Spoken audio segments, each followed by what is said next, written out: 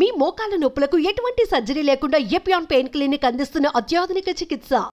Hi ma'am. Hi కీర్తి. ఈ మధ్య అబ్బాయిలకి అమ్మాయిలకి హెయిర్ లాస్ అన్నది పెద్ద సమస్య.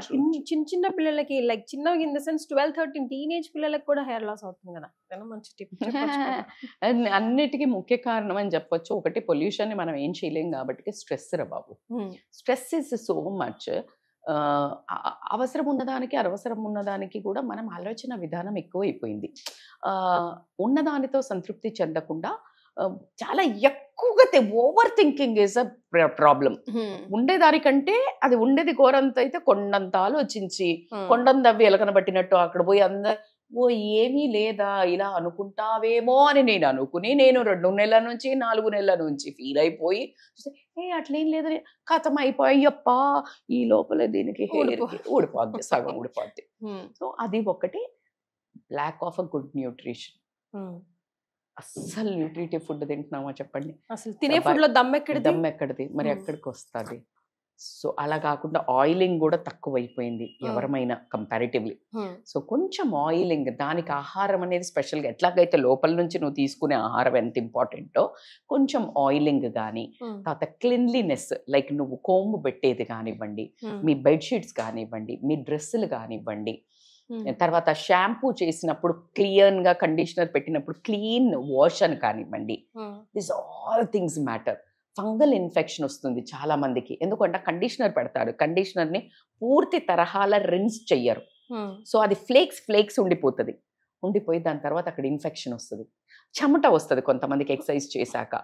ఆ చెమట నీకు క్లియర్ అవ్వదు, అక్కడ మైక్రోబియల్ ఇన్ఫెక్షన్ వస్తుంది. సో ఇవంతా ఒక పార్ట్ అయితే basic nutrition is the cause. ఆకుకూరలు తినట్లేదు మనము, రెగ్యులర్గా దొరికే సీజనల్ ఫ్రూట్స్ తినట్లేదు. సో కాబట్టి like I want you to include a healthy food. Flax seeds right, and ఆ తర్వాత నీకు ఫ్లాక్ సీడ్స్ని జెల్ కూడా చేసి నేను చాలా కొంచెం నా జుట్టుని సర్వ కష్టాలు పెడతాను నేను. బికాజ్ నాకుండే ఒక మెయింటెనెన్స్ ఏదన్నా ఉందంటే కొంచెం హెయిరే. బికాజ్ చాలా గట్టిగా వేవీ ఉంటుంది, అదొక్కటి నేను కొంచెం కేర్ తీసుకుంటాను. So other than that flax gel ఉడకబెట్టి కొంచెం ఒక 1 స్పూన్లో ఒక గ్లాస్ నీళ్ళు తీసుకుని బాయిల్ అవుతున్నప్పుడు ఒక 1 స్పూన్ ఫ్లాక్స్ సీడ్స్ వేసారంటే చక్కగా ఒక రకమైన తీగ పాకం అని చెప్పొచ్చు, అరసల పాకం అని చెప్పొచ్చు. అలా వస్తున్నప్పుడు బంద్ చేసేసి దాంట్లో దాన్ని వడగట్టేసి కంప్లీట్గా వడగట్టేసి, ఆ వడగట్టిన దాంట్లో కనుక మీరు కొంచెము అన్నం, వైట్ రైస్ ఉంటది కదా, ఇంత కొంచెం అన్నము, ఆ తర్వాత అలోవెరా ఇంట్లో ఉంటే జెల్ బయట దొరికేది వేసింది అనకంటే నేనైతే ఫ్రెష్ ప్రిఫర్ చేస్తా. అది కొంచెం వేసి ఒక్క గ్రైండ్ అలా చేసామంటే చక్కగా నీకు వైట్ పేస్ట్ లాగా వస్తుంది.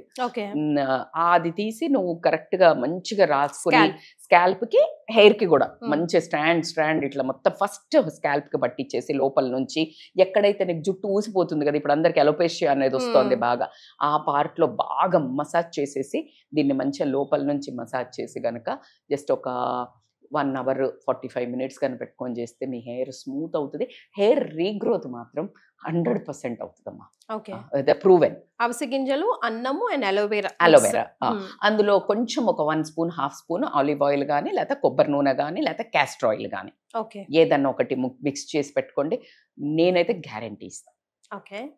సో ఆల్రెడీ లివింగ్ మీరు ఎగ్జాంపుల్ గా ఉన్నారు కాబట్టి వీటితో పాటు ఖచ్చితంగా hydration, sleep and compulsory see that you will have a కొంచెము జర్మిన్ అంటే లైక్ పచ్చి పల్లీలు ఉంటాయి కదా, నానబెట్టి, అంటే ఇవి ఏంటంటే లైఫ్ ఇచ్చేవి, దాంట్లో ప్రాణశక్తి ఉంటుంది.